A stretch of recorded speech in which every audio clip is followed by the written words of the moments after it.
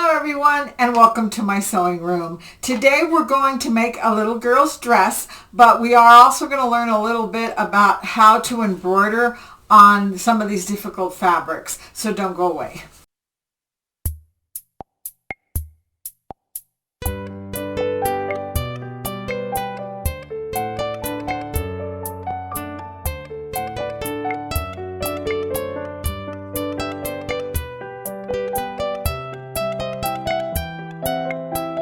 Okay, so as you can see, my apartment has changed quite a bit from where I was before, but I think this is going to be a nice place for my cutting table to be, so I have lots of room to spread out and everything.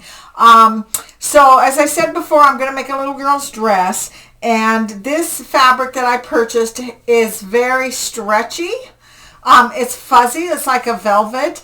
I thought, here in Colorado, March can be, or April, whenever Easter comes around, can be a little bit still on the cold side. And I thought this would make a really fun little Easter dress to make. I'm going to make it in a size 10 because it's for a little girl who's 8 years old. So I want to make sure it's the right size. And this pattern has, whoops, I dropped it. Has long sleeves. I'm doing this for my January sew fund, so if you're in Colorado and you come to my sew funds, you will see this little dress in person.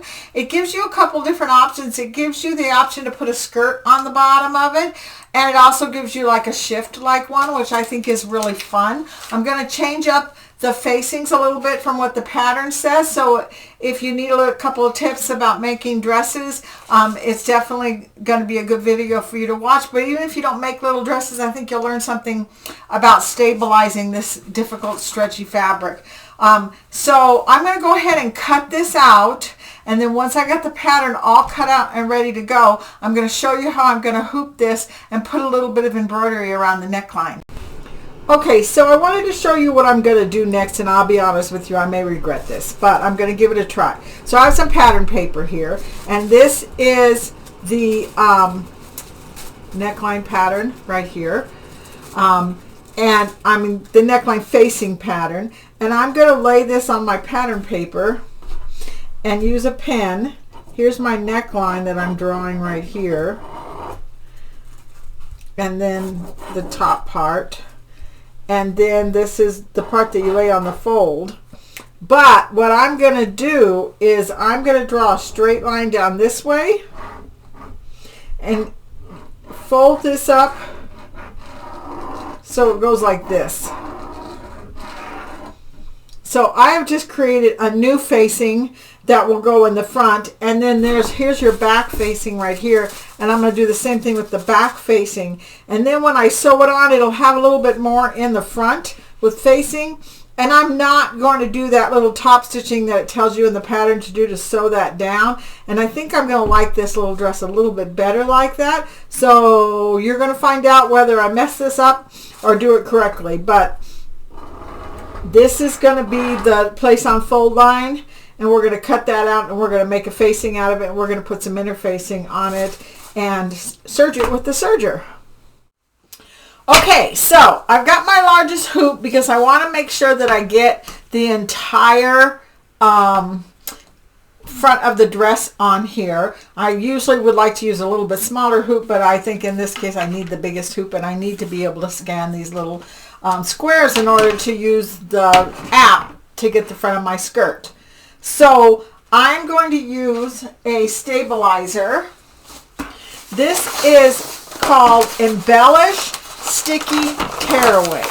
And the reason I like the embellished version of it is this one has the peel and stick on it, so I can peel it away and it's very sticky underneath. But the tearaway part of it is like the Floriani Stitch and Wash, in the fact that it's half tearaway stabilizer, or I guess you could say 50% tearaway stabilizer and 50% wash away stabilizer, and as they've been created, they've blended the two together. So, and what the result from something like that is that, so I'm doing this on a very stretchy, velvety like fabric, and I'm going to do some delicate little roses on around the neckline. And if you use a harsh tearaway, it's not going to pull away very easily. I'm going to fuss with it and stretch my fabric and maybe pull out some of my stitching. This one is so soft, you can tear it very, very easily. And because it's got the wash away in it, once you've torn away the parts that you needed to tear away, the rest literally falls apart when you get it wet. So if I do decide I want to wet this, the rest of it will come apart and fall off of it. But the good news is, because it's made that way, it tears away very easily, and I'm going to be able to get it off. Now, usually when I do a stretchy fabric, I tell people to use a cutaway, because you need a cutaway to hold the shape on anything stretchy. You definitely don't want to hoop it, because it'll stretch out so much that it'll bounce back after you take it out of the hoop. So that's bad. But in this case, I'm just going to do some little teeny tiny flowers. So I don't need a cutaway stabilizer in there, and the cutaway would actually probably make it so it puckered around the edges, and I don't want it to do that. So I'm going to make an exception to the rule. I'm not going to use a cutaway. I'm going to use a sticky tearaway, but all of it's going to come off, and I'm not going to hoop it, because if you hoop it, that's when you're going to stretch your fabric. So what I'm going to do, if that wasn't too confusing,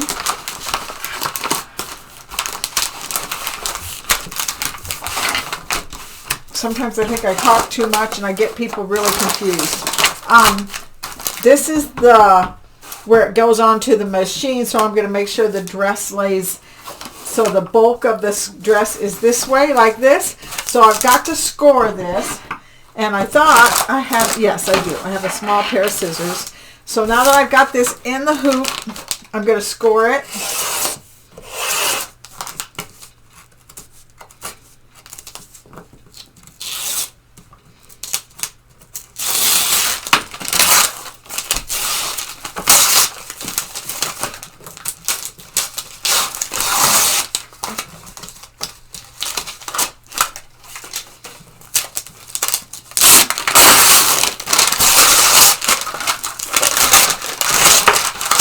I've got the sticky paper underneath, and then I'm going to take my little girl's dress and I'm going to lay it so that I can see this neckline right up to the shoulders, like that.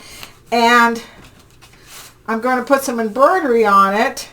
Don't stretch it. This is very stretchy fabric. Just smooth it out so that it lays nice and flat, and then it'll hold. The next thing that I want to do is I want to put some topping on it. And the reason why I want to put topping on it is because it is fuzzy and velveteen-like, and if I don't put a topping on it, my stitches might get lost down into the velveteen, even though it's not that thick. And you know what's really good about this is, because I've got the sticky stabilizer on there, I can smooth that topping down right onto that sticky, and that's going to hold that in place for me.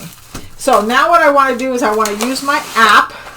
I'm going to turn it like this. I'm going to get my phone and I'm going to take a picture of this and send it to my sewing machine, and you'll see in just a minute when we move what that's going to look like on the screen of my sewing machine. Okay, so as you can see, I got my image put on my screen of my sewing machine. See this part right here where it looks like the dress is all bunched up? It's because I rolled up the bottom of the dress so that the hoop showed, because when I tried to use the app, it kept saying I couldn't find the screen, and I honestly don't know whether it was because of the plastic topping that I had put on there, or because they couldn't see the edge of the hoop. So if you have trouble with it saying it can't detect the hoop, just try not to let any part of your garment cover the edges of the hoop. So unfortunately that got rolled up right there, but that's okay because I'm just basically doing the neckline, so that's all right.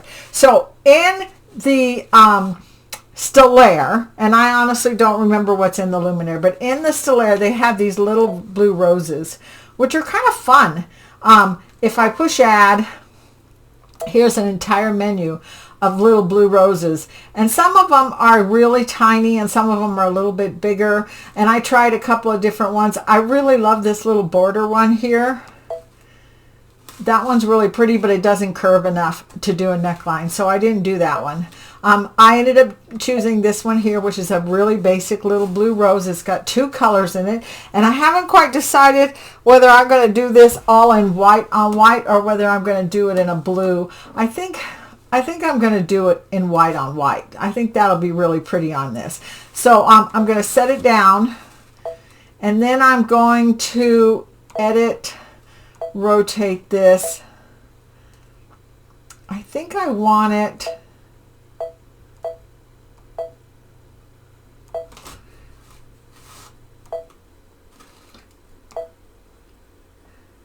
so that the leaves are coming like this. And then let's do this one.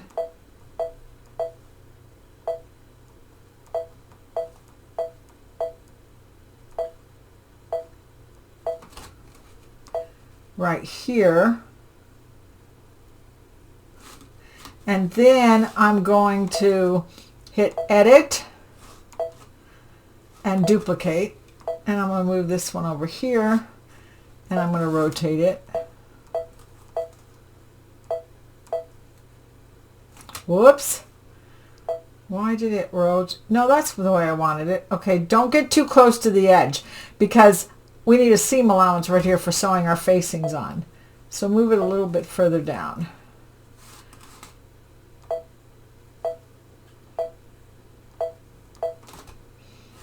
Okay, duplicate that, rotate it.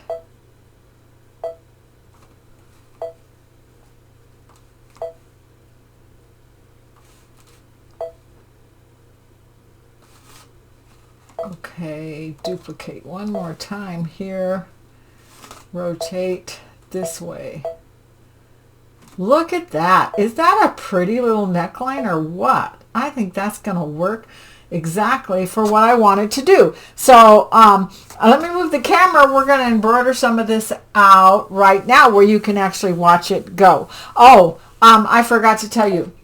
When you say okay and then you say embroidery, if I'm going to do this white on white, I'm going to hit layout and see this that just looks like a single blue spool of thread right here. If I hit that, then when I go back, everything is grayed out, and basically what that means is this is going to continue sewing without stopping between the color changes and do it all in one color. So that's a nice way to do it if you're doing a one color design.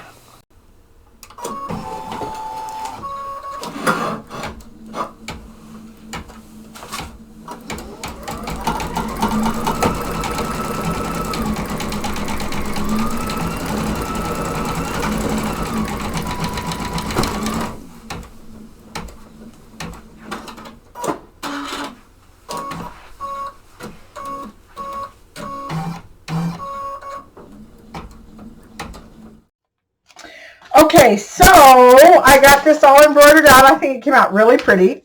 This is my topping, which is a wash away topping. So I can rinse this under some warm water and get rid of whatever's left of this topping. And then, well, let's pop it out.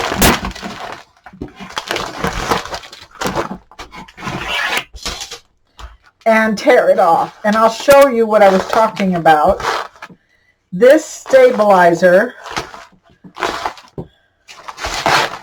just tears off so easily.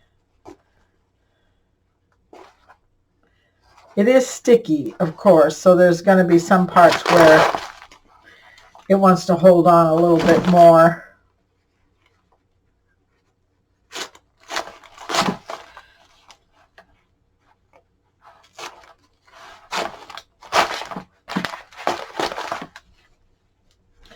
But look how much of that I just pulled off that easily. And I didn't stretch out my velveteen fabric at all. Let's take the paper out of the way and lay my little dress down here so you can see just how pretty. Let me move this back. Look how pretty that is. Isn't that beautiful? I'm very pleased with the way it embroidered out. There's no bumpy pulls on it. There's no puckers around the edges of these little roses. It just lays nice and flat. So now I'm going to actually take this to my serger, and I'm going to try and make almost this entire dress on the serger. I'm not going to show you a lot of the piecing and putting it together, but I will show you exactly how I'm going to change that neckline just a little bit. Okay, so what I've done is I have sewn the shoulder seams on the dress and the shoulder seams on the facings, and then I've sewn the facing to the neckline. So you can see it's quite a big facing that'll fill in that whole area. I think it's gonna do exactly what I want it to do, but we're gonna find out. First thing I want to do is I want to do stay stitching, which a lot of times people don't do anymore, but it's basically you take the seam allowance, and this is all done on the serger already, and push it towards the facing, and then stitch as close to that seam as you possibly can so that it will flip to the inside. So I'm going to go ahead and I'm going to do that on my regular sewing machine. I probably should go ahead and take this off so that I can get into that neckline pretty good. Bring it over here. And I'm going to go ahead and I'm going to sew that.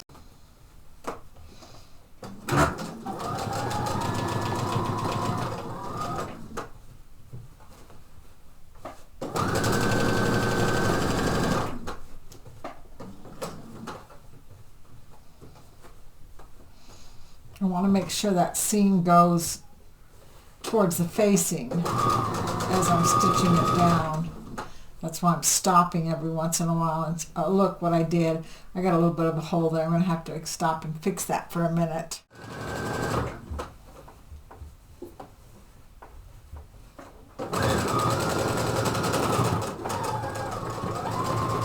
Okay, I've gone all the way around in a circle. I'm going to go ahead and I'm going to cut that. And then I'm going to flip this facing to the inside.